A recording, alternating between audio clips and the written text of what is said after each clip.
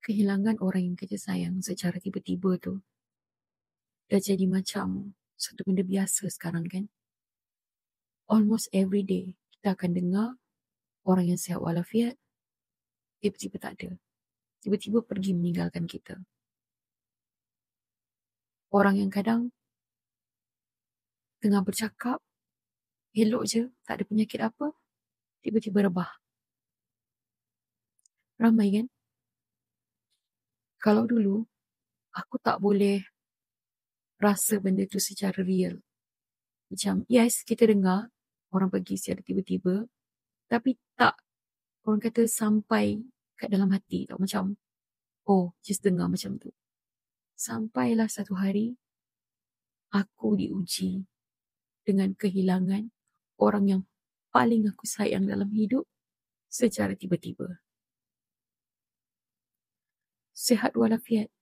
Tapi beberapa jam selepas tu, tiba-tiba nafasnya terhenti dan pergi meninggalkan kami semua. Dan masa itulah aku betul-betul dapat rasa macam mana kehilangan orang yang paling kita sayang secara tiba-tiba. Rasa macam jantung tu direntap macam tu. Sakitnya hanya Allah yang tahu. Dan waktu tu rasa macam nak gila. Kalau tak ada pegangan agama, tak tahulah jadi macam mana. Dan waktu tu baru betul-betul rasa macam mana orang yang paling kita sayang tu direntak daripada kita. Yang Allah tu boleh ambil orang yang paling kita sayang tu anytime je. Kalau sebelum ni aku cuma dengar cerita orang. Okay, ada yang meninggal sewaktu tidur. Dan macam-macam lagi cerita mengenai orang yang pergi secara tiba-tiba ni. Dan melihat family yang melalui itu, melihat orang yang melalui itu, aku cuma mampu orang kata tengok tapi tak mampu betul-betul rasa apa yang diorang rasa. Sampailah aku sendiri yang melaluinya dan barulah aku boleh rasa macam mana rasa kehilangan orang yang paling kita sayang secara tiba-tiba. Masa tu, kita bersedia ataupun tak, kita tetap kena hadap.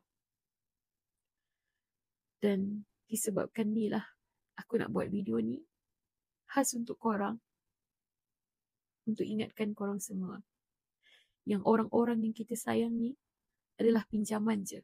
Anytime Allah akan ambil balik. So because of that, tunjukkanlah rasa kasih sayang korang pada orang yang paling kau sayang. Ibu bapa, anak-anak, family, adik-beradik.